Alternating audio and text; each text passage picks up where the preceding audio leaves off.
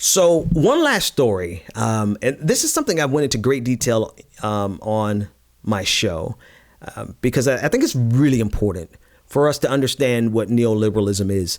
And you may feel like this is coming out of the blue, but it's very it has been a linear progression leading up to this for me and my audience and my followers on Twitter, because I was accused of being a neoliberal the other day. And for the radio audience, I did air quotes. I was accused of being a neoliberal. And once they accused me of being a neoliberal, I realized that, people probably just don't understand what neoliberalism really is. And but then not only do they not understand what neoliberalism really is, and maybe they do, and they just have reduced it down to nothing more than a pejorative. But what really matters is if you're really actually seriously, significantly concerned with fighting neoliberalism, then you should know first and foremost that Republicans are the worst examples of neoliberals in America right now today. In fact, neoliberalism was arguably brought to the United States for the first time by Ronald Reagan, the great Democratic shill, corporate neoliberal shill, Ronald Reagan. Sarcasm. Anyway, so I did an entire episode yesterday on Republicans are neoliberals because if you don't understand that, then I have to ask the question.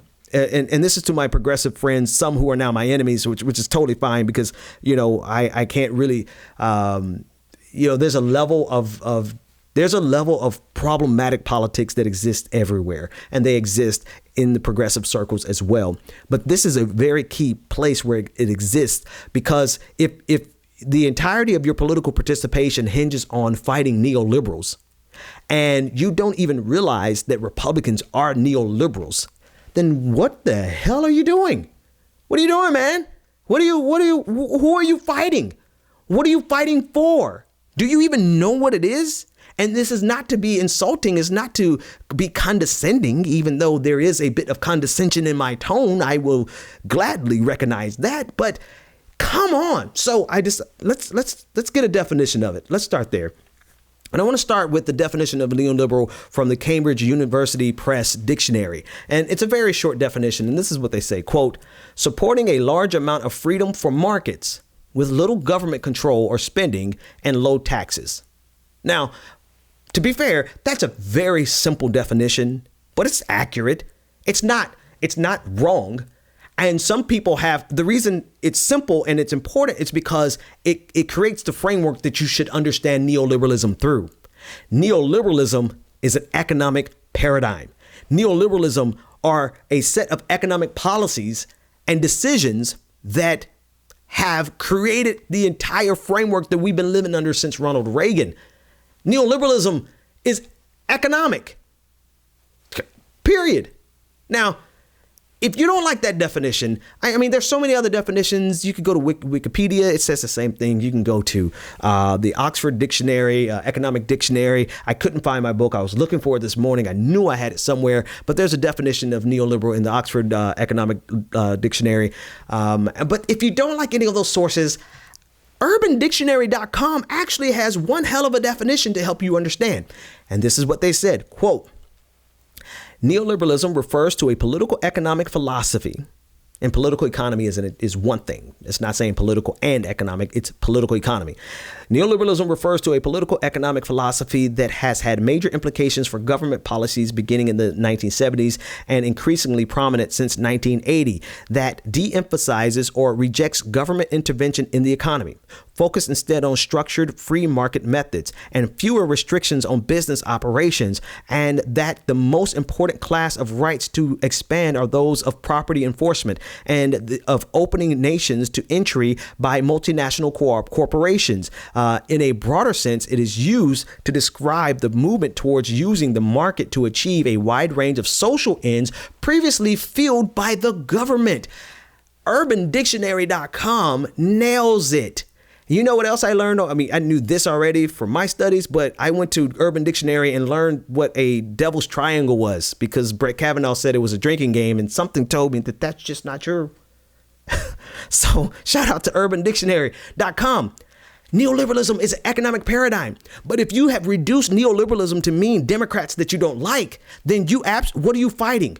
What are you fighting for? Because, I got into politics to fight the evangelical movement and the marriage that they have with the Republican Party, but also to fight against neoliberalism. Because they are a very specific set of policies that have led to a place where Jeff Bezos can make $1 trillion a year and the workers are on food stamps. That's a result of policies that put emphasis on supply instead of workers and demand. Neoliberalism is supply side economics, trickle down economics. Neoliberalism is a cornerstone of trickle down economics. And when you look at the definition of it, you can't help but realize Republicans are neoliberals. So, to my progressive comrades, if you are 100% in this to fight neoliberalism, then how is it that you can ignore the neoliberalism of the Republican Party that's in power right now, implementing policies? I get it. You want to get rid of neoliberals in the Democratic Party. I'm with you. Viva Bernie Sanders and his entire revolution. That revolution. I was going to say the resistance, but no. Viva la revolution. The fact that we're getting people like Ocasio-Cortez running for office and Andrew Gillum, who's demanding teachers make $50,000 a year in Florida. Those people, are they, if you want to call them neoliberals, which some progressives have started to do, some progressives are starting to tear down Alexandria Ocasio-Cortez and call her a Democratic corporate neoliberal shill. And I'm like, really?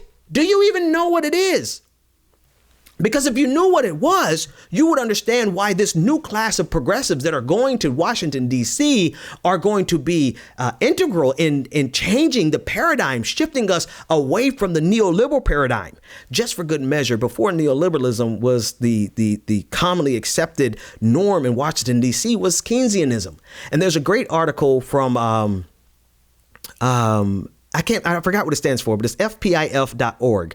And it's from Keynesianism to neoliberalism. It's a great article. And this is what they said about neoliberalism to help you even further. This was written in 2004. And so they give you a date mark of 25 years ago, which would put you back in 1980. And they say, quote, for the last 25 years, economic policy and the public's thinking have been dominated by a conservative economic philosophy known as neoliberalism. A conservative economic philosophy known as neoliberalism. The reference to liberalism reflects an intellectual lineage that connects with 19th century economic liberalism associated with Manchester, England.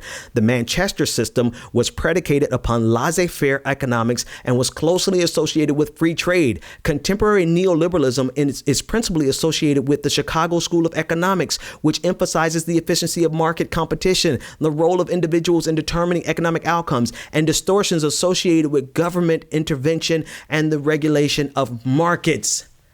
Please tell me, who fits this description better than the modern Republican Party? It was brought to us. Neoliberalism was brought to us by Ronald Reagan.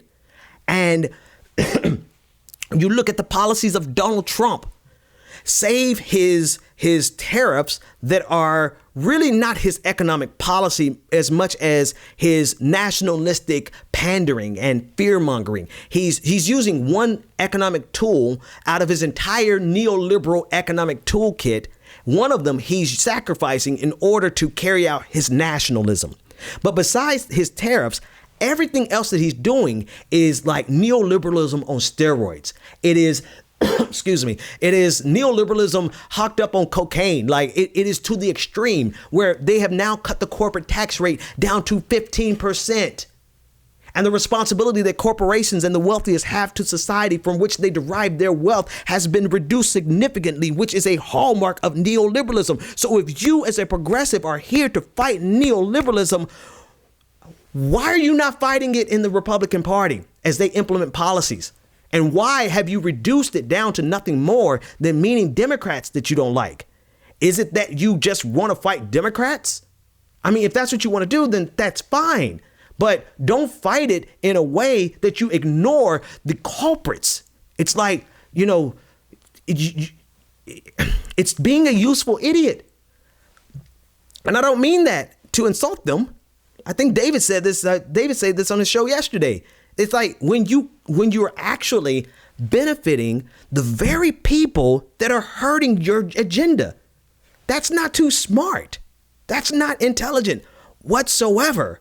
It's like, I hate neoliberalism. Therefore, I'm going to help Republicans who are even worse neoliberals stay in power by complaining about the Democrats whose neoliberalism sucks and we need to get rid of it. But if you compare it to what Donald Trump is doing, it pales in comparison. I hate neoliberalism so much and that I'm going to help those Republicans get in power. And I'm going to see it as a victory because I stopped Democratic neoliberals from getting in power.